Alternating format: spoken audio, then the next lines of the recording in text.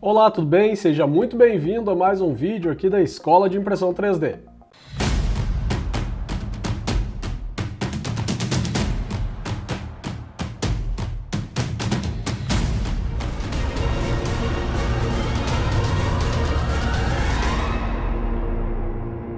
No vídeo de hoje nós vamos falar a respeito da aba Qualidade dentro do Cura. Bom, vou te mostrar aí todos os parâmetros, o que é possível fazer, o que não é possível fazer dentro dessa aba aí e tudo que isso aí influencia na qualidade da sua impressão.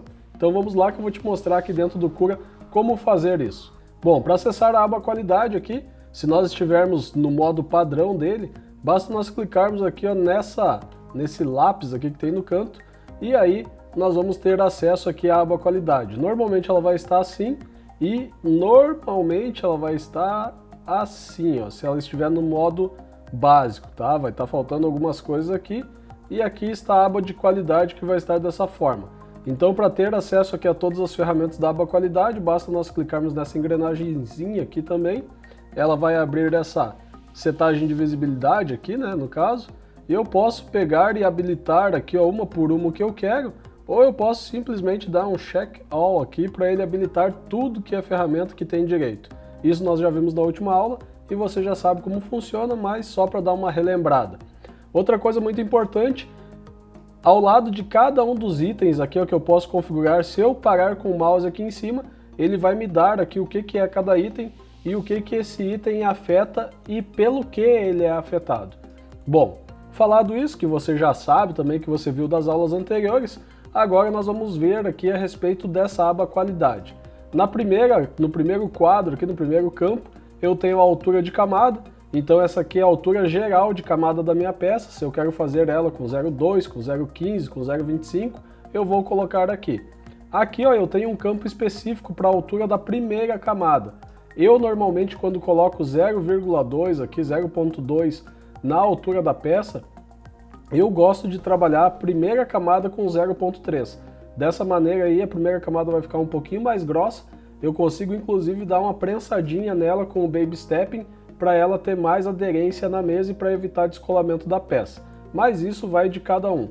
Então assim, o ideal aqui é que você não utilize camadas muito finas para a primeira camada, então não coloque 0,05, 0,1, procure trabalhar aí acima de 0,2 na primeira camada. Depois sim, as outras camadas aí após a primeira, você pode colocar aí o valor que você quiser, até um limite aí de aproximadamente 80% do diâmetro do seu bico. Então se você tem um bico de 0,4, coloca 0,32 aí como limite, mais ou menos assim. Tem algumas exceções aí dependendo de materiais, como por exemplo material flexível, que você pode até colocar um pouco mais. Bom, voltando aqui então, nós temos aqui a largura de extrusão, que normalmente, por padrão aqui, ele vai retornar um valor que é o mesmo valor do diâmetro do nosso bico. Então, se o meu bico aqui, se o meu hot end está setado como 0,4, aqui ele vai colocar um valor default de 0,4. Porém, se eu quiser obter uma qualidade um pouco mais refinada, aconselho aí até colocar um valor um pouco mais baixo, como por exemplo 0,38. Isso aqui ajuda a ter uma qualidade um pouco melhor. Bom, e o que esse campo aqui afeta? Esse campo aqui, ó, ele afeta todos os outros campos abaixo dele. Então, colocando esse valor aqui, ó, não sei se você percebeu, mas alteraram todos esses outros valores. Porém, esses outros valores aqui eu posso fazer a configuração deles de maneira individual. Eu vou fatiar aqui para você ver como essa peça vai ficar. Olha, fiz o fatiamento. E agora nós podemos analisar a peça aqui, e se nós analisarmos ela bem de pertinho, nós vamos ver que todas as linhas, olha, elas estão na mesma largura, que é exatamente o que eu tenho aqui. Então se eu olhar aqui as linhas de enfio, se eu olhar as linhas de contorno, as linhas de fechamento de topo, as linhas, olha, do meu contorno interno, todas elas estão iguais, todas com a mesma espessura. E é aí que entra a mágica aqui dessas configurações. Por exemplo, se eu quiser uma largura de extrusão da parede maior do que o diâmetro do meu bico, eu posso pegar e colocar aqui uma largura de extrusão de parede maior. Então vamos dizer que eu quero colocar 0,7. Vamos ver aqui ó, no que ela vai influenciar. Eu coloquei aqui a largura de extrusão da parede 0.7, você pode ver que ela já alterou de maneira automática a largura da parede externa e a largura das paredes internas. Então todas as minhas paredes aqui vão ficar com 0.7. Porém, se eu quiser aqui que as paredes externas fiquem com 0.4, por exemplo, e as internas com 0.7, eu posso deixar. Então ela vai ficar com o diâmetro do meu bico por fora, e na parte interna ela vai jogar mais material para fazer uma parede mais grossa. Vou clicar aqui em fatiar novamente e vou te mostrar aqui qual foi o resultado que deu. Olha só aqui, ó. Já conseguimos perceber claramente aqui que as paredes internas estão muito mais grossas do que a parede externa. A parede externa é essa aqui ó, em vermelho e as paredes internas são essas aqui em verde. Então, cada parâmetro que eu for alterando aqui, ó, eu posso visualizar ele nesse campo aqui, depois de clicar em fatiar, atualizar o meu fatiamento, né? E aí ó, eu posso visualizar aqui.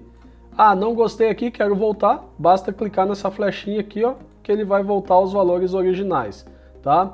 Largura de extrusão superior e inferior. Quero que tenha uma largura maior aqui, ó, 0.7, por exemplo. Pego, clico em fatiar, e aí analiso aqui na minha peça onde foi que alterou com essa largura de fatiamento maior. Eu posso perceber aqui, ó, o que foi que eu coloquei aqui, ó, largura de extrusão superior e inferior. Então, olha, o topo as partes de topo da minha peça e a base da minha peça, a primeira camada lá, elas vão ficar com larguras diferentes. Olha aqui. Eu posso ver que a largura dela aqui, ó, das linhas, está bem mais grossa do que a parte aqui ó, das minhas paredes externas. Então a parede externa está com 0,38 e essas internas aqui que estão em amarelo estão com 0,7. E isso tudo eu consigo perceber antes de colocar minha peça para imprimir. Aqui no próprio fatiamento ele já está me mostrando isso.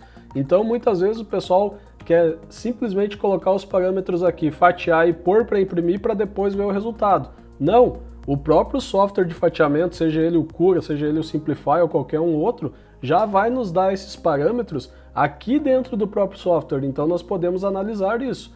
Olha só, eu vou mover aqui a minha barra e eu posso ver que o meu infio está também com 0.38 e aí ó, o topo aqui, ó, nessa parte onde eu tenho um desenho da minha peça, que é uma parte plana, a parte de cima dela aqui está com 0.7. E tudo isso eu consigo fazer a configuração aqui. Então olha aqui, largura de extrusão do preenchimento, largura de extrusão do brim skirt, também tenho controle sobre isso. Largura de extrusão da camada inicial, tenho controle sobre todos esses parâmetros aqui. Digamos que eu quero que o preenchimento aqui ó, seja 0.7 agora, tá? Mando fatiar novamente e aí o meu infio, né, o meu preenchimento, você pode ver aí ó, que ele já ficou mais largo. Então, eu preciso de uma peça mais resistente. Muitas vezes, ao invés de aumentar a porcentagem do infio aqui, por exemplo, ao invés de 10% eu vou colocar 15%, o que eu posso fazer também é aumentar o diâmetro, aumentar a largura dessa minha linha e ela vai ficar mais resistente, vai gerar uma peça mais resistente. Então é isso. Nessa aula aqui era isso que eu gostaria de lhe mostrar a respeito de qualidade. Dê uma brincada aí dentro do software, veja o que altera o que, né? Já te mostrei todos os parâmetros, mas você pode e deve, não só pode como deve praticar aí e ver o que gera os melhores resultados para as peças que você tem a necessidade de fazer.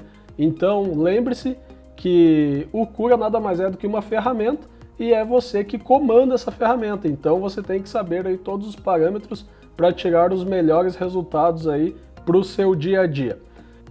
Bom, antes de finalizar o vídeo aqui, eu não posso deixar de te pedir para deixar aquele joinha aqui nesse vídeo, né? Deixar um eu gostei aí.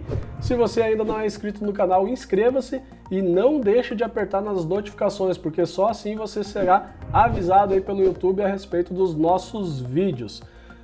Clicando aqui ó, num card que vai aparecer aqui na esquerda em cima, você pode ver os outros vídeos dessa série de vídeos aqui a respeito do Cura.